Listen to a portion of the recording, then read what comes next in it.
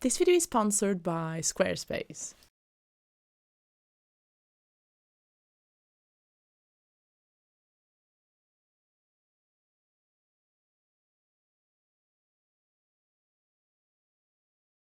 As a teenager, I developed an interest in the career of actor Lon Chaney.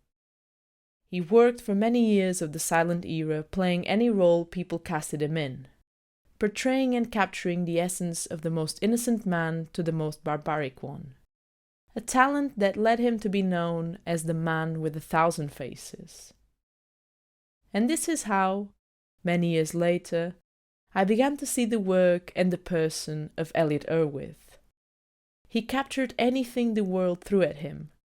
He captured people and their dogs, the humor of life, the tragico-comedy of human condition, the political smoke of the Cold War, and many views from the many different corners of the world.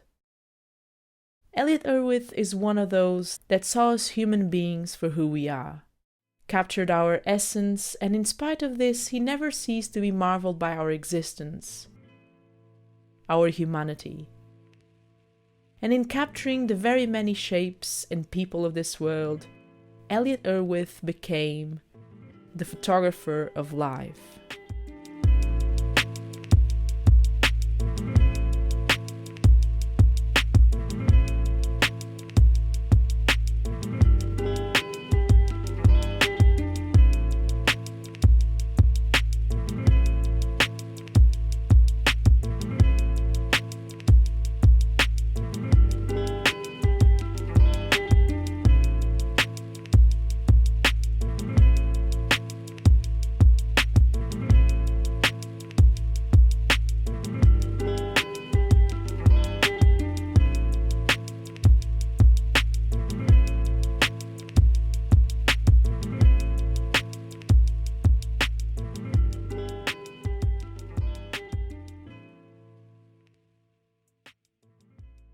My interest in photography started when I was 15 years old. It started with the purchase of a plate camera, which was kind of a toy, I might say. And it developed into a profession because I've been on my own since I was 16 years old, and I've been earning my living since then, with one sort of camera after another. And this is how Elliott Erwitt describes the birth of his love for photography. And photography became Erwitt's companion throughout his life. He describes it as both a career and a hobby, describing himself as a professional photographer who also extensively photographed as an amateur. The truth is that Erwitt carried a camera with him everywhere, documenting, snapping, capturing moments, and most importantly, having the camera as an extension of his own self. Erwitt fell in love with life. Its speed and its moments of quietness, its oddities and its humor, its popular and influential pawns and its voiceless peers. And in all of this, Elliott Erwitt's photos paint the portrait of the man. Funny, humble, smart, eccentric, genuine, and ironic. He captured the complexity of life, and in doing so, his photos transpire his love for his craft and his endless appreciation for his surroundings, which in essence worked as the key that unlocked a different world. And one of the biggest lessons to take from Erwitt is precisely to cultivate a relationship with the camera, not as an object of affection, of adoration, but as our own photographic eye. That is, in truth, an extension of ourselves, our feelings, ideas, and how we relate with the world, and how we perceive the moment and speed around us. And in Elliott Erwitt's case, his relationship with his camera is one of pure honesty that is truthfully inspiring. He owned an abundance of different photographic equipment throughout his life. However, he found himself bound to his Leica M3, which he paired with a 50mm lens and occasionally a 90mm lens. He photographed mostly with Ilford HP5 and Kodak's Tri-X. And this combination of gear and film did set a standard for his images. Beautifully contrasted grainy photos that immortalized the furious beat of life. And the lesson to be taken here is not one solely connected to visual style, but one to take as a creative.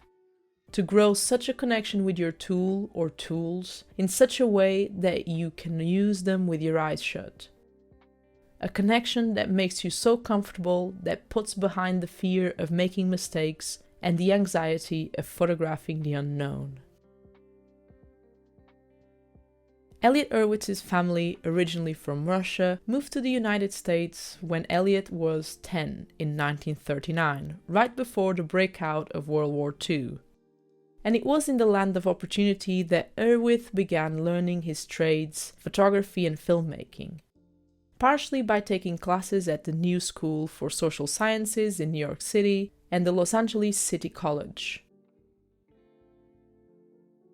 He began working as an assistant photographer in 1950, and throughout various assignments he got the opportunity to meet well-established photographers, like Robert Capa or Roy Stryker, names who would have a significant influence in Erwitt's future. Stryker, who was, for a time, the director of the Department of Photography at the Farm Security Administration, hired Erwitt to work on a project for the Standard Oil Company. And once this project was complete, Erwitt began his career as a freelance photographer, working for media powerhouses such as Life magazine, Look, or Holiday. And in 1953, Robert Capa invited young Erwitt, then 25, to join his famous Magnum Photos agency, of which he still remains a member of today.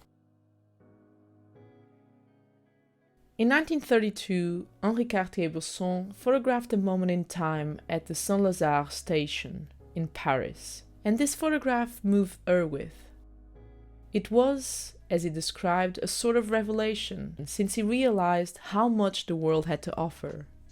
And all he had to do was to notice and be curious about it.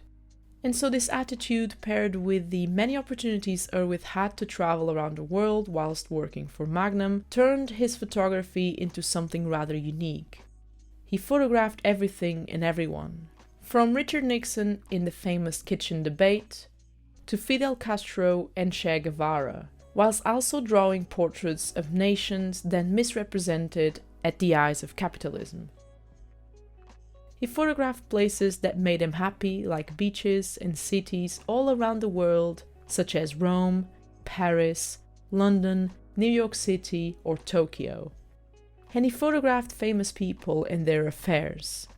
Grace Kelly, Marlene Dietrich, or Marilyn Monroe, whilst working behind the scenes of The Misfits, a 1960s western directed by John Huston and written by Monroe's then-husband, playwright Arthur Miller. And he also photographed dogs.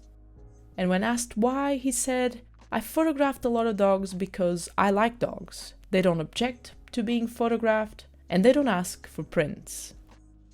And over the years, Elliott Erwitt released various books on his photos about dogs, and due to the popularity of these photos, his work gets often judged based on a portion of what he actually achieved as a photographer. Just like the actor Lon Chaney, Erwitt is someone who captures the many roles of life, who truly nurtures a respect for humanity and its idiosyncrasies.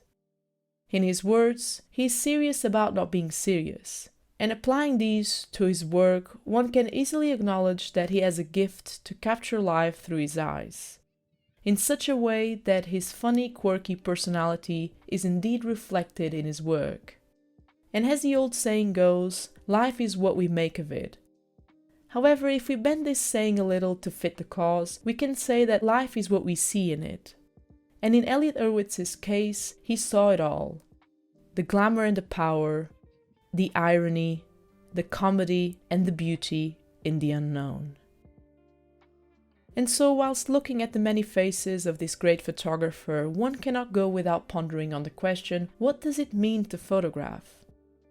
And what is the importance of photographing something or someone? Is it a way of connecting with the world? A way of constructing a voice, a personality perhaps? A way of capturing or documenting memories, a way of immortalizing fleeting beauty? Perhaps photographing it's all of this combined and even more. And through Erwitt's work, we learn that the urge to photograph comes from within. Sometimes unexpected, unexplained, and unplanned. But it does happen because it's inherent to all of us, the need to see in life and in everything that's around us meaning, to see beyond what everything is. And I believe this is one of the greatest lessons Elliott Erwitt can teach us all.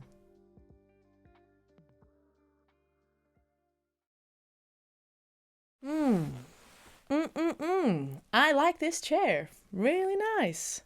And it's really, really comfortable. What? I'm messing the sound. This thing on. Ooh, sorry. That is a nice microphone, isn't it? I really like it. I can see why she never lets me sit here, you know. But, so, does this mean I'm going to be famous? What do you mean she's not famous? Huh? So why is she always telling me she's better than me? Like, I get this is nice, but it doesn't make her better than me. And you know what? She's always being so rude. I'm going to tell her off. I'm going to tell her straight into her face that she's not better than me just because she does this YouTube thing, whatever else she does here over here. I don't care. I think... Oh. Hi. Oh, what are you doing? I'm here to, I'm here to talk about Squarespace, whether you like it or not, and I've had enough of you being rude to me. Oh, whatever. Oh. That worked. I didn't think you would be this easy. I'm not ready. You guys ready? Whew. Do you know about Squarespace? I'm sure they have, you know. Shut up. Do you know about Squarespace? Oh, shut up. Do you know about Squarespace? Because I'm here to tell you about Squarespace. Squarespace is an online platform you'll need to go if you want a website, a portfolio, or set up your own online store. You can use all the different beautiful templates or even kickstart your own blog by sharing your ideas or those exposures we mess up and we call it art. It's really simple to set up and you can do it all yourself in no time, and should you go into a roadblock, the 24/7 customer service can provide you with the answers you need. So head to squarespace.com for a free trial, and before you sign up, go to squarespace.com/thopper and you can use the code thopper for 10% off your first purchase.